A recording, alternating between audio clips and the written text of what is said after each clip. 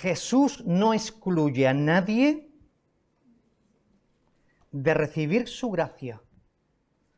Hoy día hay una sociedad y hay sociedades que excluyen a otros por diferentes razones. Y lo que afirmamos aquí, como vamos a ver a continuación, es que Cristo no excluye a nadie de poder recibir su gracia. ¿Por qué? Porque Dios quiere dar la gracia a todos. Hombre, hay un elemento por parte del ser humano, que lo hemos visto en el texto, hace falta fe. O sea, esta afirmación es rotunda. Repito, Dios no excluye a nadie de darle su gracia, pero como un regalo, si el que recibe el regalo de Dios no coloca las manos, que es la fe, el regalo se cae y no lo recibe. Ese elemento estará aquí, ¿verdad? No queremos tampoco olvidarlo porque es una parte importante. Y el texto que hemos leído, ese texto que hemos leído, ¿verdad? Nos habla de una mujer excluida de la sociedad judía. Era una gentil. Pero para los judíos, Jesús era judío, era de esta sociedad. Pero Jesús no pensaba como aquella misma sociedad. Para aquella sociedad judía, esta mujer que era gentil era una excluida. Es decir, para los fariseos, los saduceos y el mismo pueblo, esta mujer que era gentil no era merecedora de la gracia de Dios,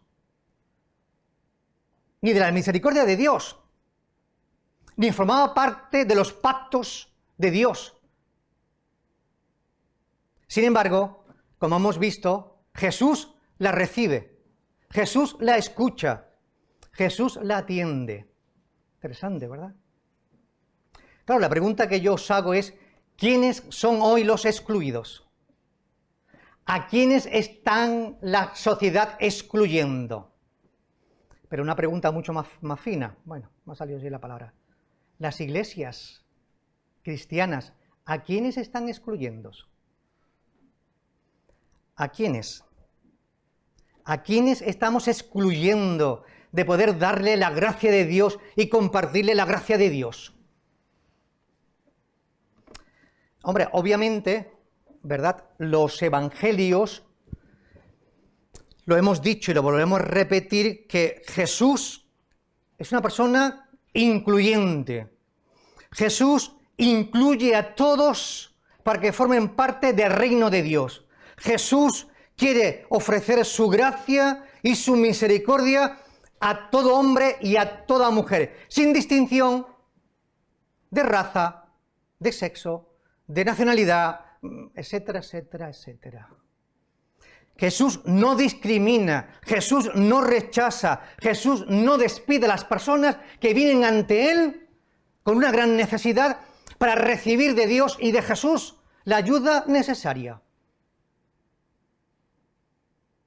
La historia bíblica nos habla sucesivamente de estos casos bíblicos. El leproso, ¿lo recordáis? Los tullidos, los publicanos, las prostitutas. ¿A quiénes iban? A Jesús. Pero ¿cómo era aquella sociedad con los publicanos? ¿Cómo era aquella sociedad con los leprosos? ¿Cómo era aquella sociedad con las prostitutas? Y Jesús los recibía. También la iglesia, como creo que digo ahí, ¿verdad? También la iglesia es un lugar llamado a recibir, a acoger. Por lo tanto, la iglesia tiene que aprender de su Señor a recibir. Porque el reino de Dios es para todos. La salvación, la salud, me gustan estos dos términos, salvación y salud. Si lo hago referencia, la salvación tiene que ver con la vida, ¿no? La perdición y el camino de la vida, y la salud, pues eso es como Jesús también opera milagros físicamente. Salvación, el alma salvada para Cristo. La salud, como también nos salva físicamente, ¿verdad? El perdón. Claro. Vamos al texto, a ver qué encontramos ahí. Versículo 24.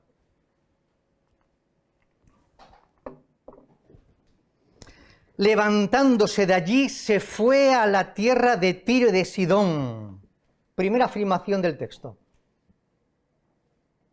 Claro, esta historia la conectamos con el capítulo anterior y con todos los evangelios, y a esta altura ya Jesús vivía una situación de hostilidad. Los fariseos, los saduceos, estaban en contra ya de él. Estaba intentando deshacerse de Jesús. ¿Sabéis por qué? Mira qué observación muy interesante. Porque de eso vamos a hablar ahora. La teología de Jesús no era lo mismo que la teología del pueblo judío. ¿Qué está diciendo? Repito esta idea, muy interesante. Lo que Jesús creía, que era lo correcto, acerca de Dios, no era lo que el pueblo de Dios creía acerca de Dios. Interesante afirmación, ¿verdad? No era lo mismo. Por eso estaba siendo rechazado. Sobre todo por los teólogos. Porque el pueblo tenía poco conocimiento. Pero los judíos, los fariseos, los saduceos, los escribas, eran los teólogos que conocían las leyes y rechazaban a este Jesús. Dice el texto que levantándose de allí se fue a la tierra de Tiro y Sidón y se fue para descansar.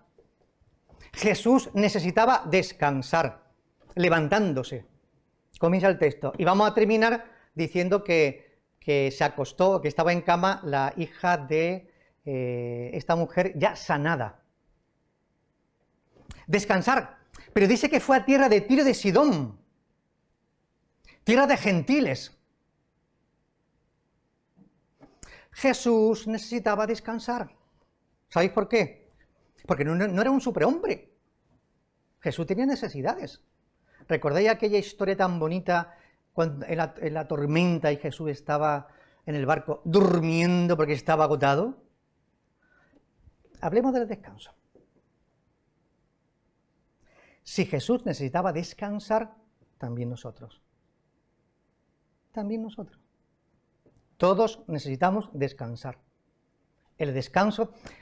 es que el descanso fue creado por Dios para que la gente descansara y lo dedicaran a Dios. ¿Recordáis en Génesis? Dios durante 6 días estuvo trabajando y el 7º día descansó, día de reposo. Y lo dedicó para alegrarse y ver de todo lo que había hecho. Si el mismo Dios no necesitaba descansar, descansó, instituyó el día de reposo, de descanso, era porque Él sabía que los seres humanos necesitábamos también durante la semana un día de descanso. Es necesario.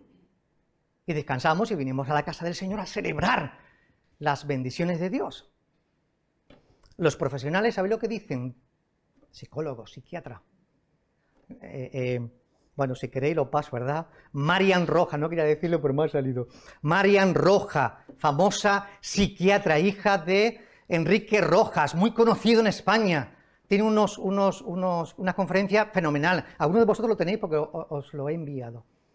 Escucharlo, yo lo escucho. Dicen los profesionales que el cuerpo necesita entre 7 y 8 horas, normalmente, para descansar. ¿Y sabéis lo que se consigue cuando el cuerpo descansa? Que se alivia, lo dicen los profesionales, yo no soy profesional, que se alivia, que se recupera. Que la persona necesita descansar 7 u 8 horas. Hay gente que con 4 horas es suficiente. Bien, la normativa no. En términos generales, una persona adulta con 7 u 8 horas te levanta nuevo. Pero si no descansa, tus neuronas no descansa, está activo y tiene el día fatal. Es necesario el descanso para nosotros. La pregunta es, ¿cuándo descansamos? ¿Cuándo descansáis? ¿Es que tenemos 1000 cosas que hacer? El descanso es muy necesario. Y entrando en una casa, dice el texto, no quiso que nadie lo supiese, pero no pudo esconderse. Muy interesante. ¿A qué casa entró Jesús? ¿En qué casa? Porque no quería que nadie lo supiese, porque iba a descansar con sus discípulos. Pero la fama había llegado hasta Tiro y Sidón, estos lugares gentiles. No lo leemos ya, en Marcos 3, 8, encontramos como cuando Jesús estaba predicando, muy grandes multitudes venían y también vinieron los de Tiro y de Sidón. Por lo tanto, aquellos 2 lugares ya sabían de Jesús. Claro, la pregunta que viene ahora es muy interesante. Pero, ¿qué conocimiento tenían en estos lugares acerca de Jesús? ¿Un sanador? uno que viene a resolver todos los problemas y nada más. ¿Es el conocimiento que tenían ellos y muchos más y muchos judíos? Que este Jesús el que viene aquí a solucionarme mis problemas, mis enfermedades y nada más. ¿Es esto? Hermano, Jesús es la persona más famosa de todo el mundo. Claro. Señor Jesús es la persona más famosa de todo el mundo. No podía esconderse, la más conocida. Pero, ¿qué esperaban la gente de él? ¿Qué conocimiento tenían de él? Pues posiblemente un conocimiento erróneo, como tienen muchos. Claro, cuando decimos que la gente tiene un conocimiento erróneo acerca de Jesús, porque a veces me pregunto, ¿cómo presentamos a este Jesús o cómo está presentado? Nos preguntamos. Eso, ¿cómo nosotros estamos presentando a Jesús? ¿Cómo hablamos de Jesús? Jesús es el que te soluciona todos tus problemas, así lo estamos presentando. El que sana todas tus enfermedades, así como lo presentamos. El que te prospera, siempre. El que te da todo lo que tú le pides. Esta es la manera de presentar a Jesús. El que te da todo lo que tú necesitas. Recordad que Jesús nunca se presentó de esta manera. Él fue contundente cuando ofreció ayuda, sanidad, vamos a hablar luego, liberación, pero también su mensaje fue muy concreto. He venido trayendo el reino de Dios se ha acercado, pero creed y arrepentíos y creed en el Evangelio. Hay dos sustancias aquí muy importantes. Su mensaje también contenía un llamamiento al arrepentimiento y a creer en el Evangelio, en el reino, en Jesús. Dice el versículo 26, ¿no? 25, perdón. Una mujer tenía una hija con un espíritu inmundo. ¿Y su marido? ¿Dónde está? Qué situación tan terrible para esta mujer, ¿verdad? Encontrarse con su hija en estas circunstancias tan difíciles. Una madre sufre y un padre. Si hablo de madre o padre, porque me despisto, estoy hablando de los padres. Una madre sufre, un padre sufre cuando ve a su hijo. Sufre. Esta madre estaba sufriendo, y mucho, porque el amor que tiene un padre por sus hijos, lo sabéis, ¿verdad? Luego que oyó de él, sigue diciendo el texto, vino y se postró a sus pies. Interesante afirmación. Claro, ahora Salco lanza la pregunta, ¿qué conocimiento tenía esta mujer acerca de Jesús? Igual que los demás que estaban en Tiro y en Sidón. ¿Ella sabía lo mismo que los demás? Porque el texto dice que vino ante Jesús y se postró a sus pies. Claro, esta mujer tenía una gran necesidad, ¿cuál? Que su hija fuese sanada. Y vino aquel que podía ayudarle, claro que sí. Por lo tanto, esta mujer se convierte en un padre, en una madre intercesora. Interesante afirmación. Los padres somos intercesores a Dios por nuestros hijos. ¿Recordáis a Job, capítulo 1? Que presentaba todos los días a sus hijos porque estaban de fiesta y a ver si estaban rompiendo algo que tuviera que ver con los mandamientos de Dios. Se lo presentaba. Un padre que intercedía, ¿veis? Los padres somos intercesores. Cuidamos a nuestros hijos, educamos a nuestros hijos, le presentamos al Señor para que los siga bendiciendo, ¿verdad? Por alguna razón, bien. Dios ha impreso en el corazón de los padres un amor y un sacrificio por sus hijos inigualable, ¿verdad que sí? Dios coloca en el corazón de los padres un sentimiento y una actitud de vida sacrificial por los hijos. Ahora os pregunto algo. ¿Creéis que debéis hacer algo más de lo que aún no estáis haciendo por vuestros hijos que están en necesidad? Os pregunto. ¿Creéis que podéis o debéis de hacer algo más por vuestros hijos que tienen necesidad de Dios? Esta parte también interesante, ¿no? El pecado ha roto todo esto, claro. El pecado ha producido que, si los padres tenemos un amor especial por nuestros hijos, hay padres y padres. Hay padres y padres. Me remito a la Escritura. No sé si luego diré alguna ilustración más. En la Escritura, ¿recordáis en ¿recordáis en Palestina cómo algunos reyes ofrecían sus hijos a los Baales y los quemaban? Valiente padre, ¿no? El pecado ha causado un estrago y hay padres y madres que, como sabéis, las noticias podéis verlas, ¿verdad? Maltratan a sus hijos, pero lo maltratan psicológicamente, físicamente, y moralmente y emocionalmente. Hay padres que lo hacen, ¿eh? Causa el pecado. El pecado está muy presente, hermano. El pecado está muy presente. Esta mañana escuchaba en la radio, en la televisión, algo muy interesante, que uno no es muy consciente de esto, ¿no? Pero encontramos estos elementos de lo que estamos hablando, ¿verdad? Abortos. ¿Qué es un aborto si no? ¿Vale? Bueno, lo dejamos aquí, ¿verdad? Dice que la mujer se postró ante los pies de Jesús. ¿Qué indica esta actitud? ¿Qué indica este hecho de que ella se postrara, se arrodillara, se humillara ante Jesús? ¿Qué significa esto? Hombre, si tomamos toda la Biblia dice, el que se humilla será enaltecido, el que se enaltece será humillado. Entonces, es una gran verdad. El que se humilla ante Jesús, Jesús te levanta. Pero si tú te enalteces ante Jesús, Jesús te humilla y te tira al suelo. ¿Verdad? Así que hay personas que desean recibir la bendición de Dios y se acercan a Jesús, como esta mujer gentil. Desea arrojarse a los pies de Jesús, humillarse para recibir lo que tanto necesita. Claro, por el texto que hemos leído antes de Mateo, tenemos más información que Marcos no nos dice. Ella decía, Hijo de David, ten misericordia de mí. Interesante afirmación nos dice Mateo. Marcos no lo recoge, pero Mateo sí. O sea, estas palabras de esta mujer gentil indican mucho más que pensar a ella en que Jesús era un simple sanador. No. Hijo de David, ten misericordia de mí. Hombre, esta afirmación muy contundente, ¿eh? O sea, para esta mujer gentil, que ahora vamos a hablar de ella, con algunos datos muy interesantes, está dirigiéndose a él, ¿verdad?, con un título que se proyecta al Mesías. Al Mesías. Lo que muchos judíos de Israel ni creían en Jesús de Nazaret, que era el Mesías. Y ella sí. Interesante afirmación, ¿no? Interesante afirmación. Así que ella, ¿verdad?, está dando señales muy acertadas sobre este personaje llamado Jesús de Nazaret, que ha entrado en su territorio y viene como una gran pedigüeña.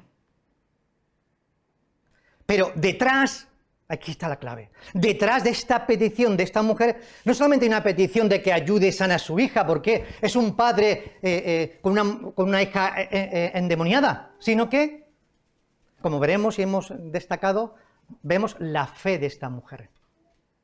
Hermano, la fe mueve montañas, dice la Biblia. ¿Sabes lo que dice la Biblia? Que si tuvieseis, ¿cómo dice?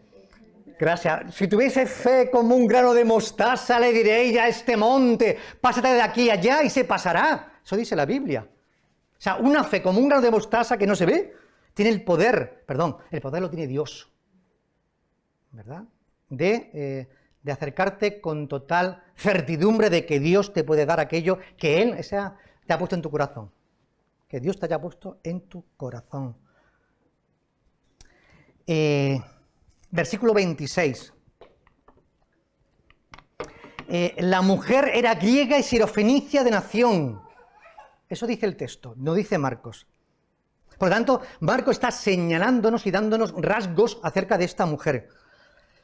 De su nacionalidad, dicen algunos, de su religión, tenía una religión, de su lengua, hablaba griego, era fenicia, y no quiero detenerme por aquí porque en el tiempo se me va, pero lo tengo ahí apuntado. ¿Y Jesús cuánto idioma hablaba? Porque si esta era una helenista que hablaba griego, Jesús en la Biblia hablaba arameo. ¿Hablaba también Jesús hebreo? Hombre, en Nazaret la escritura se leía en hebreo, pero a Jesús ¿quién le enseñó? Y entonces también sabía Jesús, sabía griego, hombre, el griego koine, ¿no te acuerdas, no, cariño, cuando estudiamos en la facultad? Eso es lo que estoy diciendo, pastora. El griego koine lo hablaban todo el mundo allí, entonces Jesús también hablaría el griego koine. Bueno, no me quiero detener mucho en eso, ¿verdad? Mirad, para el pueblo judío, los gentiles estaban excluidos del plan de Dios. Para el pueblo judío, los gentiles no merecían la gracia de Dios, ni la misericordia de Dios. Para el pueblo judío, además, era mujer.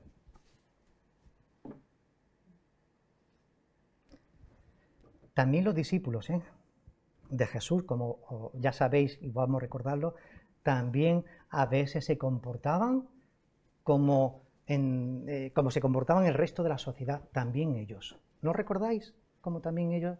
Y eran los discípulos del Señor, eran los que estaban con Jesús, también ellos, ¿verdad? Pensaban así. La mujer samaritana, ¿cómo nuestro maestro está hablando con una prostituta, con una mujer, y encima con mujer y samaritana? Los samaritanos y los gentiles y los judíos, vamos, como perros y gatos. ¿Cómo?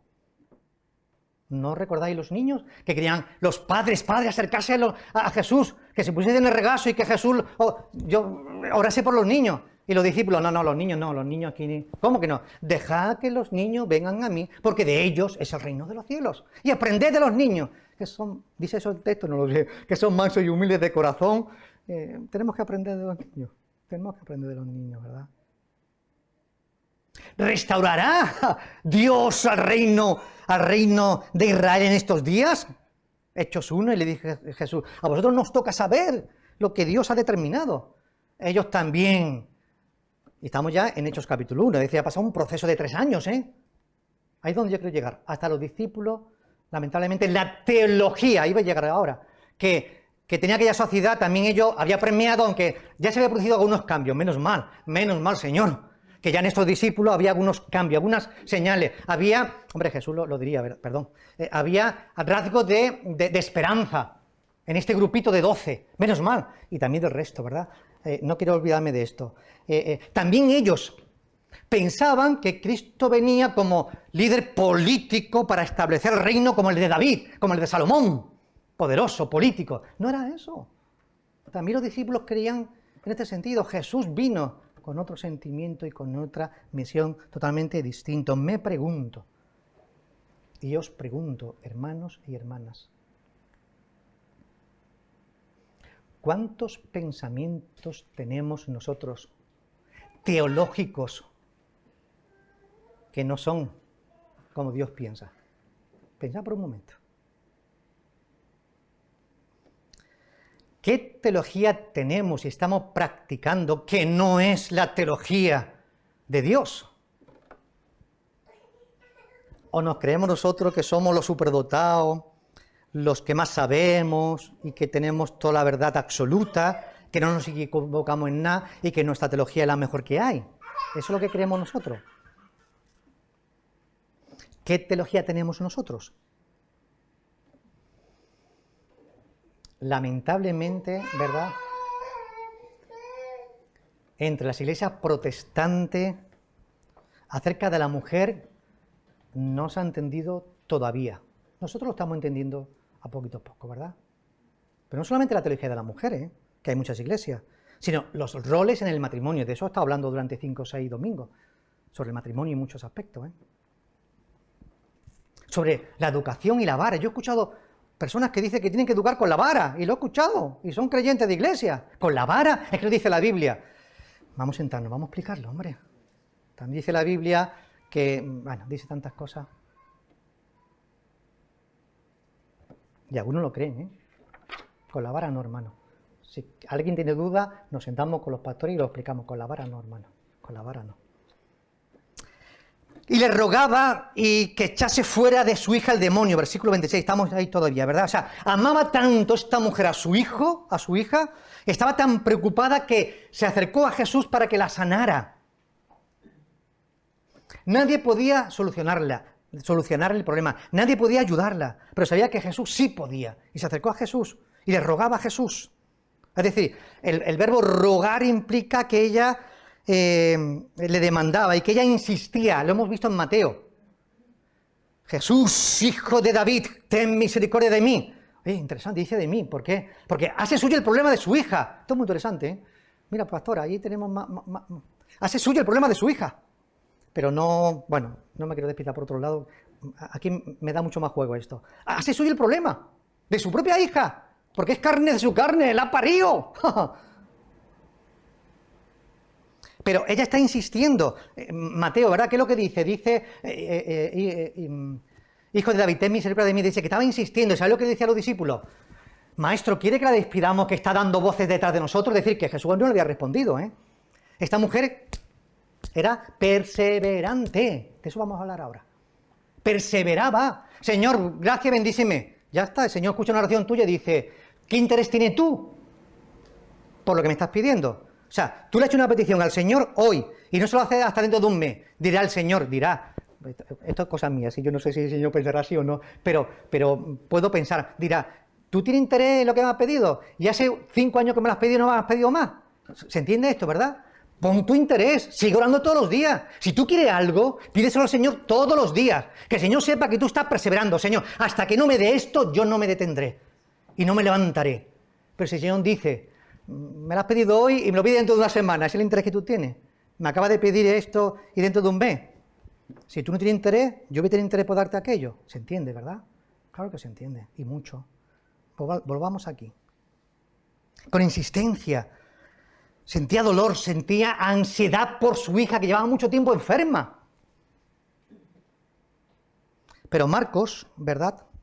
No nos dice mucho de este sufrimiento, pero Mateo quizá algo nos relata, ¿verdad? Padecía por causa de esto, de este sufrimiento, ¿verdad? Bueno, de aquí no me quiero alargar mucho más, pero este detalle me interesa decirlo, ¿verdad? Dios creó el mundo con armonía. Y volverá para crearlo con armonía. Ya está. Se me va el tiempo y tengo muchas más cosas ahí. El pecado ha destruido todo esto. Pero, ¿verdad? Sabemos que ha hecho estrago, pero la parusía, cuando Cristo venga y de nuevo implante su reino de Dios que vendrá, Apocalipsis 21, del cielo, allí no habrá, como sabéis, ni lloro, ni sufrimiento, ni dolor, porque Cristo será nuestro anfitrión. Sigamos. 27-28. Qué interesante conversación. Palabras de Jesús. Qué interesante. Pero Jesús le dijo, deja primero que se sacien los hijos, porque no está bien tomar el pan de los hijos y echarlo a los perrillos. Respondió ella. Y le dijo, sí, Señor, pero aún los perrillos debajo de la mesa comen de las migajas de los hijos. Para comprender podríamos decir, esta parábola, estas palabras de Jesús, hay que explicar varias cositas. La primera, muy brevemente. Estamos en tierra de Tiro y de Sidón, de los gentiles. Para Mateo son cananeos. Para Mateo son cananeos. Desde Josué hemos visto que pugna hay entre los israelitas y los cananeos. Tremenda. Ya sabéis que lo hemos visto en la escuela dominical. Los cananeos eran los que ocasionaban a los judíos la idolatría, etcétera, etcétera, etcétera, que lo hemos visto en la escuela dominical. Pero es que además también en el templo de Jerusalén, qué cosa más curiosa, en el templo de Jerusalén estaban los atrios, uno para los judíos y otro para los gentiles. Un gentil no podía entrar en el atrio de los judíos. ¿Sabéis por qué? Pena de muerte. Pena de muerte. Separados los hombres de las mujeres y de los gentiles. Y si no recuerdo mal, incluso nos dijo David Dixon, ¿te acuerdas? Ella, lo que sé. Luego había otro lugar para los eunucos, y otro lugar para los lisiados, y otro lugar para los con carritos, si hubiesen con carrito. Sí. Eso es lo que Dios quería. Cristo vino para hacer de los dos pueblos, dice la Escritura, Efesios capítulo 1 o 2, bueno, capítulo 2 creo que es, un solo pueblo. Del judío y del gentil, un solo pueblo. Un solo pueblo, ¿verdad? Y Cristo vino derribando la pared de separación de estos dos pueblos. En la cruz del Calvario, Cristo consiguió un solo pueblo. Y en Cristo todos podemos tener entrada al reino de Dios.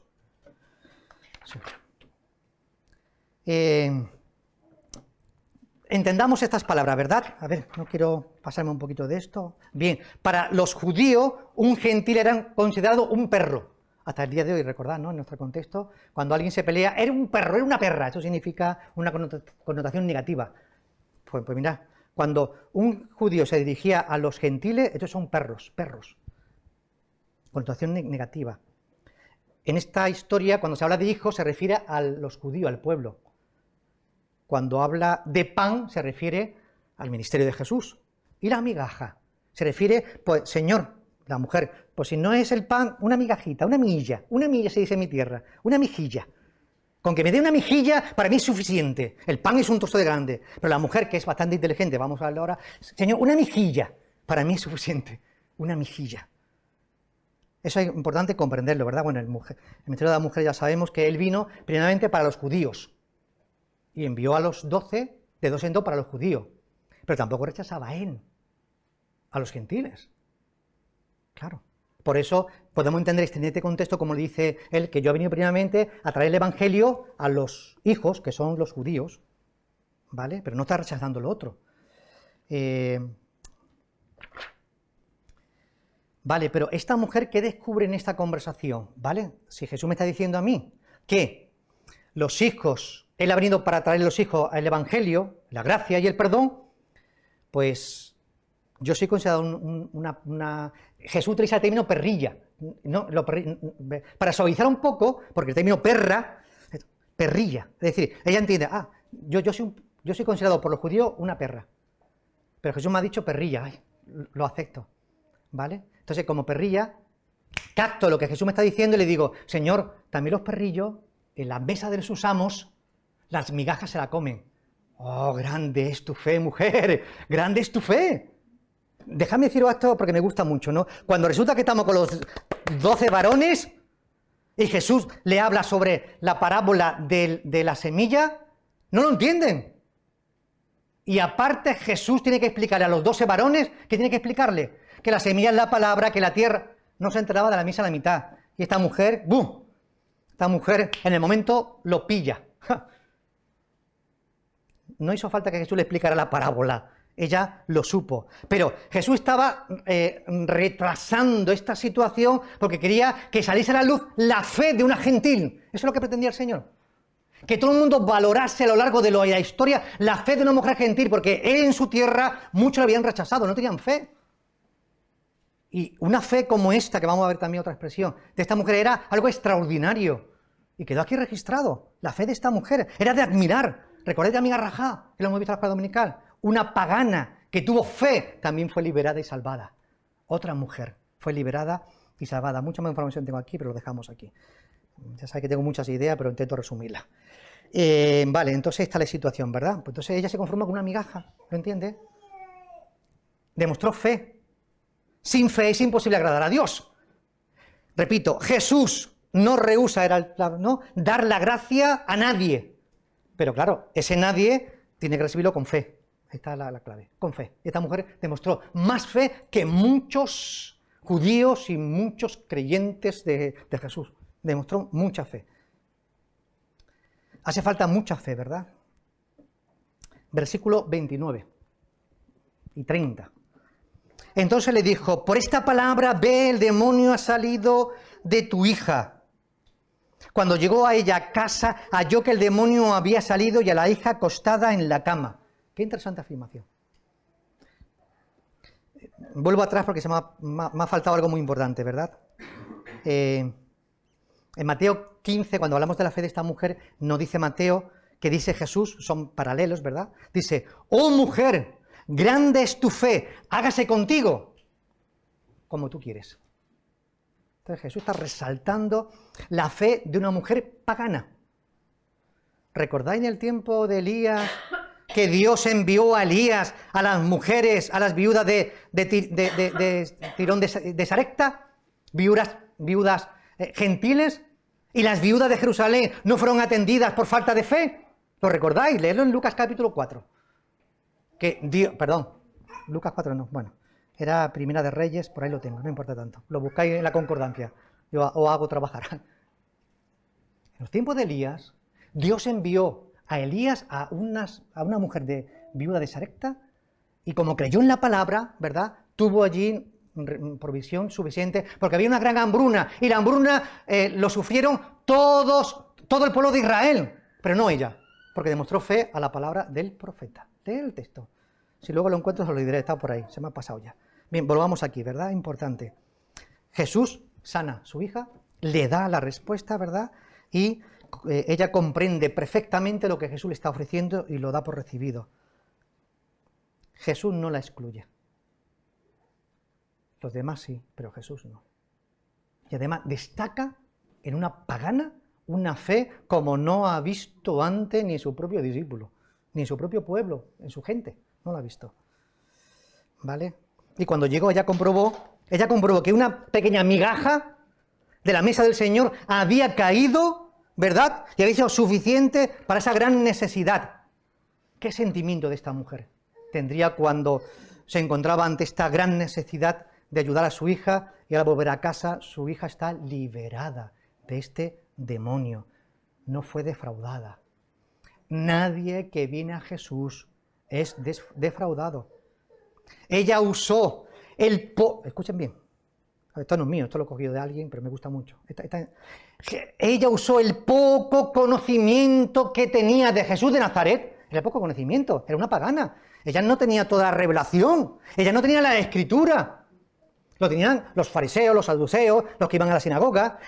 El poco conocimiento que tenía esta mujer era suficiente, porque con la fe, ¿verdad?, obtuvo un resultado sobrenatural, ¿verdad? Es interesante. Y nosotros que tenemos tanta fe, tanto conocimiento, a veces me pregunto si nuestra fe, ¿cómo anda? ¿Pata coja? ¿Cómo anda tu fe? ¿Cómo anda nuestra fe? A veces creemos, yo creo que a veces somos más incrédulos que los incrédulos. Alguien una vez predicó y me gustó. Cuando dice que Dios cogió a Jonás para que lo enviara a predicar a los ninivitas, ¿sabe lo que hizo Jonás, no? Se marchó. Y alguien dijo, me gustó, ¿será posible? Jonás, un creyente, un siervo de Dios. ¿Para Dios le resultó más difícil convencer a Jonás? Escucha bien esto, convencer a Jonás que convencer a 120.000 personas. Leedlo en Jonás capítulo del 1 al 4. Cuando Jonás durante un día estuvo proclamando, algo así decía, ¿verdad? Arrepentíos o será destruido Nínive. Dice que el rey, cuando escuchó esto, convocó a todos, llamó al ayuno, animales, era el rey, el que mandaba. Ayunaron, se arrepintieron y Dios perdonó a 120.000 personas. Curioso, ¿no? O sea, fue más fácil convencer a 120.000 personas que a Jonás cabezota este. Me ha salido así, viene bien, al cabezota. A veces nosotros somos cabezotas, somos muy cabezotas. Bueno, tenía más cosas, lo dejamos aquí. Mirad, hermano, ¿a ver o no? Sí. Estas tres verdades son las que hemos dicho hasta ahora. La voy a resumir solamente. ¿Vale? La quiero resumir. Es una ampliación de lo que hemos dicho hasta aquí. Hermano, todos tienen lugar en el reino de Dios. Todos, sea quienes sean. Dios, Jesús, no discrimina por ningún tipo de razón. Hace falta fe. Sin fe es imposible entrar en el reino de Dios. Sin fe es imposible. Hermano, no nos creamos nosotros los únicos merecedores de la gracia de Dios, que a veces lo pensamos. ¿Sabéis vosotros que al día de hoy los judíos se creen los mejores que nadie? ¿Sabéis que la teología no es esta? Oh, la de la teología se me olvidó, sí, lo hablamos luego. Esta no es la teología. ¿Sabéis que para el pueblo judío, los que son de nacimiento ya obtendrán el reino de Dios? Eso es la Escritura, ahí encontramos otra cosa. Abraham es el padre de la fe, dice la Escritura. Y los que van a obtener el reino de Dios pueden ser judíos, pero si han creído en Jesús como Señor y Salvador, es la fe. Se salva en Isaac, que era la fe, no en Ismael, que era de la raza, ¿verdad? Algo así dice el texto, ¿verdad? No, hermano, no nos equivoquemos, ¿verdad? Que los judíos al día de hoy siguen creyendo que ellos van a entrar en el reino de los cielos, simplemente por ser judío. No, perdona que te diga, no. Segunda verdad. Los excluidos de la sociedad también tienen parte en el plan de Dios. Todas aquellas personas que excluyen la sociedad y que también a veces nosotros excluimos, claro, una connotación. ¿Esta iglesia ha ido a predicar el evangelio a las prostitutas? Que también ya necesitan, ¿no? No, pero es que yo no me atrevo. Pues vamos, también ya necesitan el evangelio, ¿no? ¿Por qué no vamos? Nunca solo, ¿eh? Alguien... Bueno, lo dejo aquí. De 2 en 2 el Señor lo envió. De 2 en 2 lo envió el Señor. Es que parece que la tenemos como excluida. Las prostitutas no. ¿Por qué no? O los pobres, ¿por qué no? Yo qué sé, porque son pobres. Yo qué sé. Hermano, no. Dios no rechaza a nadie. Hay que darle la oportunidad de que la fe crezca también en ellos. Y tercera idea, Jesús ha venido para ayudar a todos, ¿verdad? A toda la población. Él ayuda a todos. Lucas capítulo 4. Ese mensaje, sanar quebrantado, pregonar libertad, dar vista a los ciegos, poner en libertad, a pregonar el año agradable del Señor. Cristo vino para todos.